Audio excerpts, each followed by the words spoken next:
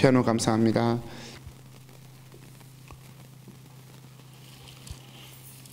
오늘 하나님의 말씀은 로마서 7장입니다. 로마서 7장 1절에서 6절 말씀 저희 보겠습니다.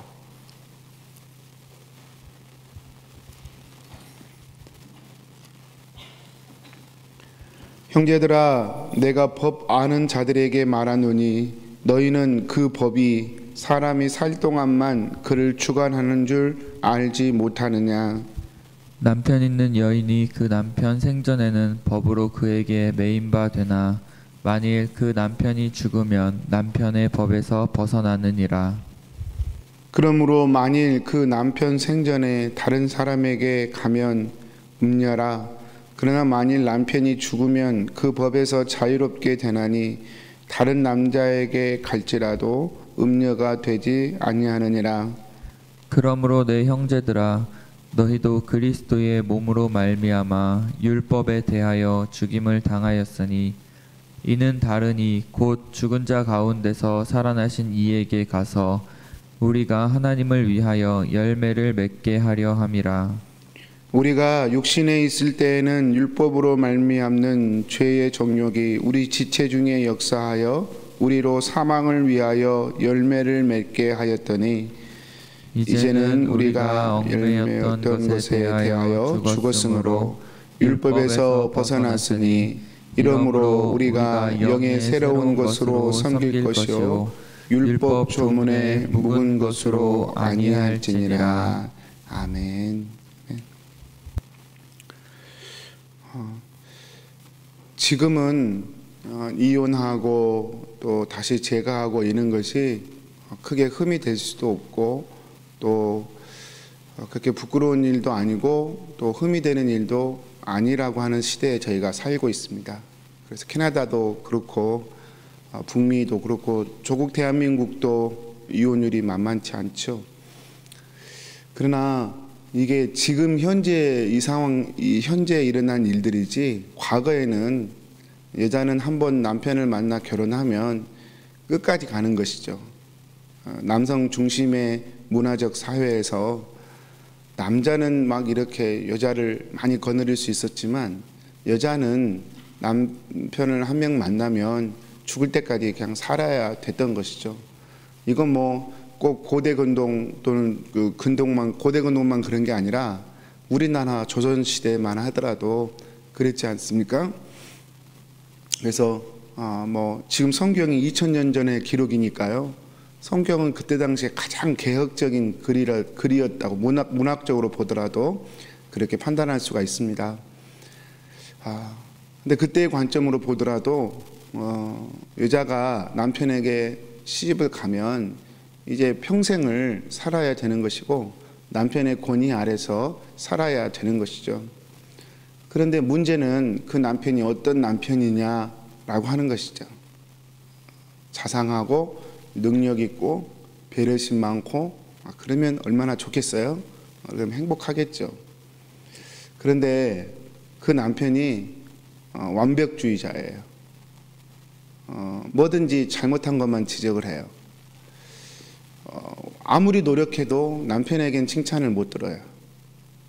그리고 뭐 칭찬받자고 결혼생활 하는 건 아니지만 너무너무 완벽주의여서 그 완벽한 걸 계속해서 지적하고 때로는 폭력도 행사하고 때로는 물리적인 것도 행사하고 막 그래요. 이 여인은 일방적으로 당해요. 그러면 여러분 이 여인의 삶이 행복하겠습니까? 제가 이게 지금 드린 말씀은 제 얘기가 아니라 유기성 목사님이 그 로마서 강해서에서 예를 들어서 한 표현이에요. 만약에 평생 이렇게 살아야 된다면 우리 조선시대 우리 어머니들은 살아내셨죠. 남편이 뭐 바람을 피고 뭐 노름을 하고 알코올 중독자가 되어도 그냥 묵묵히 자녀들 다 키우시고 밭일도 다 하시고 그렇게 사셨죠.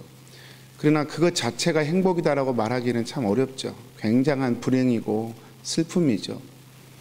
그런데 그렇다 할지라도 내 인생이 불행해라고 생각한다 할지라도 그때 당시에는 벗어날 방법이 없었습니다. 왜냐하면 남편이 버젓이 살아있는데 다른 남자에게 재가해 가거나 아니면 남편을 벗어나면 음녀가 되기 때문에 그렇죠. 음녀라는 말을 들으면 그건 정말로 무섭습니다. 왜냐하면 죽어야 되기 때문에 죽는 거예요. 그래서 죽는 것보다는 사는 게 낫기 때문에 그런 남편 밑에서 평생을 살 수밖에 없었던 것이 이때 당시에 또 우리나라 역사 가운데 살았던 여인들의 삶이었죠. 여러분, 이 여인에게 소망이 있다면 무엇일까요? 그것은 그 남편에게서 벗어나는 것입니다. 그 남편에게서 벗어나는 거예요.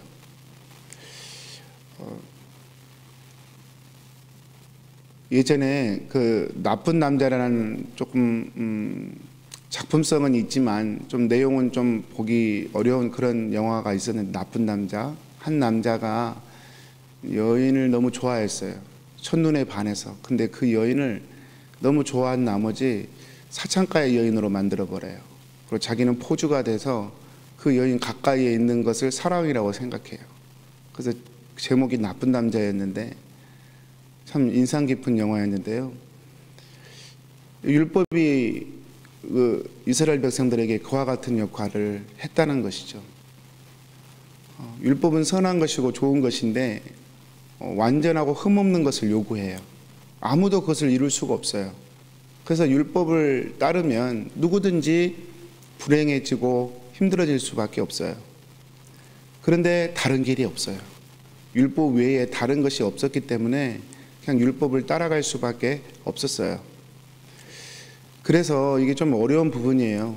구약에는 예수님이 없었는데 그럼 구약은 어떻게 구원받았습니까? 그래서 저희가 사도 바울이 해석한 거를 제가 참조하는 거예요. 사도 바울이 뭐라고 해석을 했냐면, 아브라함도 오실 일을 바라보고 믿었고, 또 다윗도 오실 일을 바라보며 주님이란 단어를 썼고, 그래서 구약의 사람들이 구원받은 것은 율법을 지켜서가 아니라 율법을 지키려고 예를 쓰면서 안 된다는 것을 깨닫고 이것을 은혜로 덮어줄 하나님의 은혜를 바라보면서 살았다. 그걸 우리가 예수 그리스도라고 신약에서는 표현을 하지만 구약에서는 예수 그리스도라는 단어가 없었겠죠.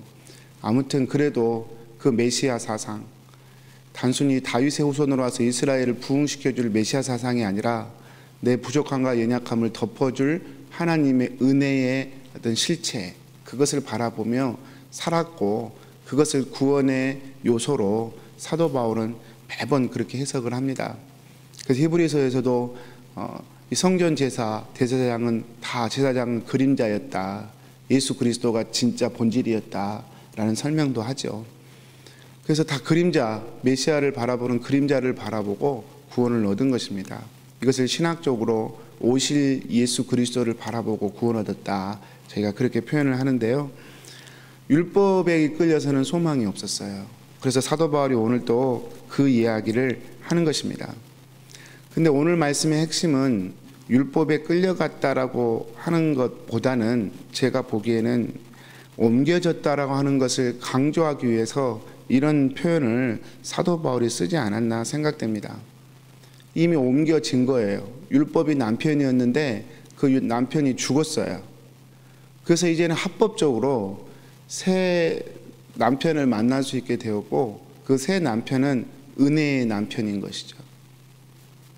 가장 귀한 존재로, 가장 복된 존재로 만져주고 지켜주고 보호해주는 그런 남편을 만난 거예요. 이 남편이 누구일까요?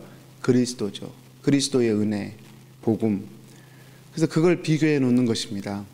그래서 율법주의로 신앙생활하면 만족이 있을 수가 없다. 여러분, 율법주의에서는 절대 만족이 없습니다. 그리고 기쁨도 없습니다. 잠깐의 기쁨은 있을 수 있어요. 여러분, 잠깐의 기쁨은 죄를 지어도 잠깐의 기쁨은 있습니다. 죄가 주는 쾌락이 있거든요. 그래서 거기에 기쁨이 있어요. 근데 그건 잠깐이에요. 지나고 나면 마음이 너무 공허하고 허전해요. 여러분, 하루 종일 여러분이 원하는 거 다 해보고 한번 쉬어보십시오. TV 원하신 대로 다 봐보세요. 남 욕하고 뭐 뒷담화하는 거 다 하루 종일 해보세요. 그리고 정말 정직하게 마음으로 한번 보세요. 허전하게 이를 데 없습니다. 비참하게 이를 데 없습니다. 그게 양심의 소리고 우리 안에서 성령님이 하시는 말씀이거든요. 여러분, 죄를 짓고 율법에 얽매여 살면 이런 마음의 기쁨이 전혀 없습니다. 전혀 없습니다. 우리가 옮겨졌다라고 하는 사실을 그래서 사도 바울이 강조를 하는 것입니다. 이제 새 남편을 만났으니 이제 더 이상 율법에 매여서 율법이 주는 죄의 열매를, 사망의 열매를 맺는 그런 인생이 아니다. 우리는 누굽니까? 우리는 이제 남편이 죽었고 새 남편을 만나서, 그리스도라고 하는 새 남편을 만나서 이제 우리는 어떤 자가 4절 후반절에 보면 하나님을 위하여 열매 맺게 하려 함이라. 하나님을 위하여 열매 맺는 자로 새롭게 거듭났음을 성경은 우리에게 말씀합니다. 우리 사랑하는 성도님들, 정말 우리가 복음을 믿는다면 여러분은 거듭나셨어요. 거듭났다는 말은 이제는 세상의 종이 아니라 하나님의 자녀가 됐다는 것을 의미하고 하나님의 종이 됐다는 것을 의미합니다. 여러분, 하나님의 종이에요. 목사만 하나님의 종, 선교사만 하나님의 종이 아니라 여러분이야말로 하나님의 종이에요. 저와 여러분 모두가 하나님의 종이에요. 이건 좋은 표현이죠. 하나님이 지키시고 주인이신 그런 하나님의 백성됨의 표시이죠. 저와 여러분은 이제는 그 율법을 남편으로 두며 비참하게 끌려가던 인생이 아니라 새로운 예수 그리스도를 남편으로 둔 주님이 우리의 모든 수치와 부끄러움을 항상 가려주고 품어주고 안아주시는 우리의 삶의 목적과 방향이 완전히 달라져 버린 그런 새 사람이다. 오늘 성경 말씀은 우리에게 말씀하고 있습니다. 사랑하는 성도님들, 그럴 때가 있잖아요. 사람이 트라우마라고 그러죠. 여러분 한번 상상해 보면 못된 남편을 만나서 평생을 살다가 그 남편이 죽고 좋은 남편을 제가해서 만났어요. 그런데도 불구하고 그 죽은 남편에 대한 트라우마가 속에 있겠죠. 그래서 어떤 사건을 보거나 그러면 놀래고 막 가슴이 뛰고 그러겠죠. 트라우마라고 그럽니다. 여러분, 우리가 하나님 예수 그리스도로 새롭게 제가하고 예수 그리스도를 남편으로 둔 새로운 삶을 살게 되었지만 죄의 육체는 그대로 가지고 산단 말이에요. 그래서 죄의 욕망은 계속해서 우리를 흔들려고 합니다. 그때마다 우리가 해야 할 일은 나는 하나님의 종이다. 나는 하나님의 자녀다. 나는 예수 그리스도의 새로운 신부다. 나는 주님 안에서 깨끗하고 정결하게 된 주의 신부다. 이것을 스스로 선포하고 또 그런 나로 스스로를 규정하는, 여기는 것입니다. 사랑하는 성도님들, 오늘도 여러 가지 삶의 상황 가운데 저희가 살아가야 합니다. 이것이 가장 큰 원칙이 됐으면 좋겠어요. 우리 성도님들 더 이상 율법의 종이 아닙니다. 우리 성도님들 더 이상 세상의 종이 아닙니다. 세상이 주는 가짜 기쁨을 가지고 허덕이며 따라가는 존재가 아닙니다. 우리는 하나님의 백성으로, 하나님의 자녀로 하나님 주신 기쁨과 만족을 누리면서 하나님의 보호하심 가운데 여러분 담대하고 평안한 삶을 살아갈 수 있는 축복된 존재로 하나님이 우리를 만드셨습니다. 오늘도 그 은혜 가운데 서시게 되기를 축복합니다. 이렇게 해도 분명히 우리 쪽에 염려는 있죠. 그러나 그때마다 하나님께 맡겨드렸으면 좋겠어요. 철로의 역정이라는 책을 보면 거기에 염려라는 사자가 나오잖아요. 이 크리스찬이 이렇게 자기를 인도하는 사람 집에 들어가려고 그러는데 입구에 사자가 막 으르렁거려요. 얼마나 무섭던지. 근데 가만히 보니까 그 사자가 묶여 있어요. 쇠줄로 묶여 있다고요. 그래서 집주인이 얘기해요. 안내자가 들어오라고, 괜찮다고, 못 문다고. 그런데 이 크리스찬은 그 안에 못 들어가요. 사자가 너무 진짜 물을 것처럼 으르렁거리니까. 근데 묶여 있단 말입니다. 묶여 있단 말이에요. 사랑하는 성도님들, 세상의 염려와 근심이 그와 같습니다. 나는 실패할 거야. 나는 망할 거야. 이 염려와 근심이 사자처럼 우리에게 으르렁거려요. 그렇지만 우리가 예수 그리스도 안에 있기 때문에 그것들은 사실은 우리를 해치지 못합니다. 그건 이미 사슬에 묶여있는 사자와 같아요. 우리를 해하지 못해요. 여러분, 오늘도 하나님 안에서 담대하십시오. 여러분은 세상에서 가장 아름답고 귀한 사람입니다. 하나님의 복을 받은 사람입니다. 오늘도 그 안에서 여러분 당당하게 승리하시게 되기를 주의 이름으로 축복합니다. 우리 기도하겠습니다. 사랑하는 하나님 아버지, 오늘 또 하나님의 말씀을 주셔서 감사합니다. 마치 못된 폭군과 같은 남편을 만난 여인처럼 그렇게 율법 아래에서 스스로의 힘으로 지켜낼 수 없는 율법을 목적으로 두고 달려가는 삶이 얼마나 공고하고 힘든 삶이었는지를 사도 바울이 우리에게 말씀하고 있는 말씀을 보게 하셔서 감사합니다. 하나님, 더 이상 우리의 노력과 힘으로 하나님이 제시해 주신 율법을 지킬 수 없음을 인정하고 이제 오직 하나님의 은혜로 하나님의 백성이 되었음을 믿음으로 받아들입니다. 그리고 이제 나를 하나님의 백성으로 삼아주신 그 은혜에 힘입어서 그 은혜에 떠밀려서 오늘 하루도 하나님이 원하시는 열매를 맺는 삶으로 우리를 드리기를 소원합니다. 저희들을 붙잡아 주시고 저희 속에 있는 모든 삶의 염려와 근심들 또한 주님 품어주셔서 우리로 하여금 주님의 뜻이 이루어지는 귀하고 복된 하루가 되어지도록 저희 모두를 붙잡아 주옵소서.